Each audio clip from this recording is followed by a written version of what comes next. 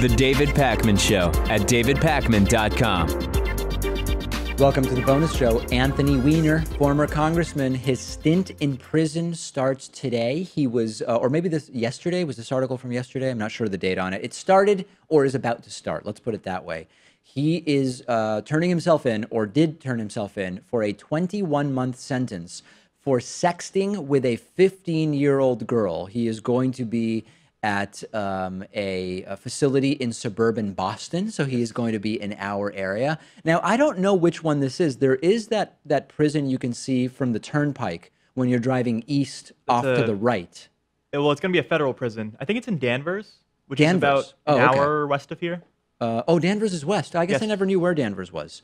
Do you feel that we are in danger because of Anthony Weiner's close proximity to us? I don't. Oh yeah, I mean he's in tip-top shape, as we learned from those pictures. Yes, so indeed. Maybe he could break out of prison and put us in danger. I wonder what the day-to-day, I haven't seen any, I'm sure there will be. I don't know what exactly this prison is like. You know how some of these federal prisons, like we've talked to Bob Ney, who was convicted in the Jack Abramoff lobbying scandal, and he did like 16 months or something like that. And he said it was really pretty relaxed, you know, these federal white collar type places. Now, the sexting with a 15-year-old is not exactly white collar, but Anthony Weiner is a former honorable member of the House of Representatives. So maybe he gets a better housing or something like that. The question I was thinking of is, do any of us really think that 21 months in prison will fundamentally change who he is with regard to these impulses? Because this is the type of thing that people do where clearly there's something is wrong mentally, right? Because he knows that this stuff isn't right. He's been doing this stuff for a while. It's ruined his life. He had an opportunity to get beyond it, and then he did it again and again and again. I don't think that 21 months is actually going to change anything for him. Right. I think if anything was to change him, it would just be like the public shame that happened over and over again. I mean, having to resign as a congressman. The embarrassment. And then, you know, he actually was in first place in the New York City mayor's race. Yeah. And then that second chapter came out. I mean, would time behind bars change him? I don't know. Yeah, I mean, I just don't know. there's a possibility, though, that he may not pursue sexting with underage girls as a result of this. Keep it only to legal adults or something like that. It is. I do kind of feel bad for the entire thing because I do think I think he's just a mentally ill guy. I don't think he's a bad guy. And actually, his politics as a politician, I always found him to be pretty smart and to bring pretty good ideas to the table. So I actually do feel bad to some extent because I feel like this is someone who's sick. Do you buy into the sex addiction idea? Do you think that's actually a thing? I think it's not about sex per se. I think it's more about lack of impulse control. And it could be any one of other things. Like it could have been that he got sucked into drugs. It could have been that he got sucked into gambling. And I don't remember if he actually had a gambling problem or not. For some reason, that's in my mind. I don't know that it's about sex per se. I think it's more about like the hole that sex fills in his life or something like that, if that makes sense. I don't know. Yeah, very interesting. It's always funny how right-wingers try to act as if we're not willing to talk about this story, or like similarly with Harvey Weinstein too, because he was a progressive guy who donated to Hillary, just because we're on the left as well. No, we'll call it out when we see it too. Not only that, I think we mentioned a few months ago when Anthony Weiner was sentenced that there's no one on the left defending this guy, right? I mean, I have no qualms whatsoever just simply saying I thought his politics were pretty good. He was a great debater too. Great debater, but I haven't seen anybody on the left defending this guy in any way. So anyway, the 21-month sentence begins. Do you know offhand if he gets time off for good behavior, or when you get a 21-month federal sentence like this, do you have to serve the whole thing? I don't know. And actually, I'm second guessing if it's even Danvers that he was sent to. Oh, so. Well, I know that it's called Devens. Devens, that's it, Devens. But I don't know what town it's in or what. Anyway, it's in the suburban Boston area. It's in an area where a 3-bedroom home probably costs $2 million. But that has no bearing on how nice the prison is, because again, he's being brought up from New York, New Jersey, wherever it was that he lives. Have you heard this thing before, Pat, where once you've been up for something like 19 or 20 hours, you were effectively as cognitively impaired as if you were drunk? I don't know to what degree, but a pretty significant amount, like 3-4 drinks or something like that? Yeah, your driving ability is the same. Even if you get 3 or 4 hours of sleep, it's about on par with if you were driving drunk. Right, exactly. Yeah. So we've all heard those bullet points thrown around. There's a new study which was looking directly at neurons in the brains of 12 people. And it wanted to test what is the effect on the neurons of the brain of sleep deprivation. And it slows down the communication of the neurons that are used for brain cells to effectively talk to each other. This was reported yesterday in Nature Medicine. And this is now getting to sort of the underlying science of why sleep impairs a range of different mental functions. And it's the idea that when we think about the drunk driving and driving sleep deprived is an interesting one, because when your neuron communication speed slows down, someone jumps out in front of your car, you are literally delayed in how quickly you can respond and react to that compared to whether you are well rested. And I am convinced, I've been taught, I know I'm almost like a broken record with this. The culture in the US around work hours, busyness, and how little people sleep, our president being a great example, bragging for decades about sleeping 4 to 5 hours a night. That's all he gets. He doesn't need any more. I think it is dangerous in so many ways. One, in that it becomes normalized and it's really bad for health. We know that people have a much higher risk of premature death if they sleep under 7 hours a night for long periods of time. Just science, right? We know that. And when you look at the level of impairment that is associated with sleep deprivation, it is a major health crisis, a public health crisis. Yeah, especially if you think about truck drivers too. I mean, they're driving hours on end, and oftentimes they don't get that 8 hours of sleep that they need, even if they're logging it, because I guess there are often incentives for getting your product shipped. Oh my God, yeah. Way faster than the designated time it would take if you got your full 8 hours of sleep every night. Of course, yeah. I had my physics professor in high school, actually, who was a great physics professor. He moonlighted. I don't know what the right, moonlighted. Yeah, it seems like it would be, he moonlit, but that doesn't really sound right.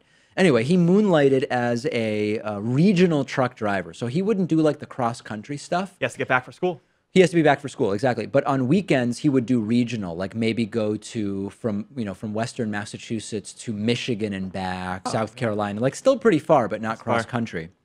And he would talk about how at the time, this was 2001 where I had him as a professor, he was moving from the manual log keeping, where you're just responsible for having a piece of paper in your truck at all times where you put when you started and stopped. And if you don't have that, he would say, like, if I didn't log when I was off sleeping last night, if I got pulled over and they looked at that, I could get fined. It was some crazy amount, like $500, $750, enough that it would almost make the entire job not worth it.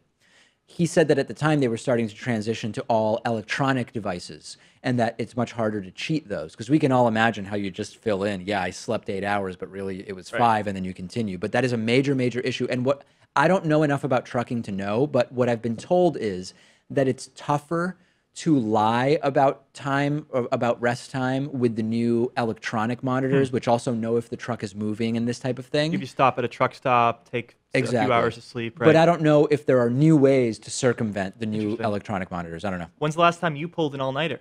Never. You've never pulled an all-nighter? No. I mean, I've had some nights where I had a really hard time getting to sleep and for different reasons ended up sleeping almost nothing at all. I would say the closest thing to all-nighters that I pull is when I travel to Europe. Those are all red-eye flights. And because of the time change, they're often 6.5-hour flights from Boston. And you leave at 7 p.m. And when you land, because of the time change, it's 7 a.m. And they serve dinner, they serve breakfast. You might only get 90 minutes or an hour to really try to sleep on the plane. That's the closest thing. I'm not in. I'm into getting sleep for sure. When I was in high school and college, I was a procrastinator, but I was also a perfectionist, which is a dangerous combination because if you wait until 10 o'clock at night to start that paper, you're not going to get any sleep. And so I would have a full day and then stay up throughout the night and then be up the entire day the next day. And so I was up, at times up to 40 hours at a time. That's bad. That's really, really bad. Yeah, I don't, I've never even tried to do that. And fortunately, it's never happened accidentally. And I hope it doesn't, because I don't do well when I haven't slept well. I really don't. You can talk to my girlfriend about that. I am incredibly grumpy. It's very odd because you go back and forth between feeling incredibly awake, like you're on some caffeine rush, to just being completely drowsy and you can't stay it's awake. the Adderall that will do that to you. Yeah, that's part of it, that explains that. Larry David is being criticized by the Anti-Defamation League and by other groups because he made some jokes about pickup lines and dating in Holocaust concentration camps during his Saturday Night Live hosting over the weekend during the opening monologue. And of course, Larry David is Jewish, and he was talking about Harvey Weinstein and the entire disgrace and shame of Harvey Weinstein and the sexual harassment, what would you call it? Snowball, firestorm that Harvey Weinstein is in the middle of. And pylon, yeah, I like that. And, well, although pylon kind of implies that it's unfair, I think it's perfectly fair what's going on. Okay. But yeah, it's, people are certainly the number of allegations are piling on, that's for damn sure. And there are people criticizing Larry David. I don't actually have a problem in principle with a Holocaust joke. And I'm not even going to say that it has to be a Jewish person who makes the joke. I think it's all context. My criticism is I didn't find the Holocaust stuff from the Larry David monologue super funny. Like if it had been really, really clever, I might say, no, there was some kind of like greater social point combined with really interesting and clever humor involved in it. I thought that it was an attempt to be provocative that fell a little bit flat. Yeah, so he said, you know, he was always checking out women when he was younger, and that he wonders if he was born in Poland in, you know, a time that would put him into the Holocaust concentration camp, if he would still be checking out women there. Right. And of course, if you have read Elie Wiesel's Night, for example, you would be pretty acutely aware that you weren't thinking about what women you could hit on when you were in a Holocaust concentration camp, or if you'd ever get out, right? Or if you would ever get out, open up something there. No doubt about it. So I didn't find it offensive. I did find it not particularly funny. So I don't really have much else to say about it. It's interesting. I mean, I don't think he would have made that joke if he didn't have a Jewish background. And I think he has probably not. Family members that were killed in the Holocaust as well. Oh, I didn't know that. Yeah, they had this whole exposure about his past. He actually has some Confederate background too. Did you watch the Henry Louis Gates PBS thing where they did he was on that. They did the DNA background and like family tree of Bernie and Larry David, right. That's what I watched. Because Bernie was played by Larry David on prior Saturday Night Live episodes. Fascinating. Yeah, they found out that Larry David had some slave owning family, which is it's not particularly common or rare among American Jewish families. Like there were some that owned slaves. That's basically it. Yeah, doesn't say anything about him too. No, certainly not. Yeah. Okay, so anyway, I did not find it so much offensive as I found it not funny. Send me your thoughts. The David Pakman Show at davidpakman.com.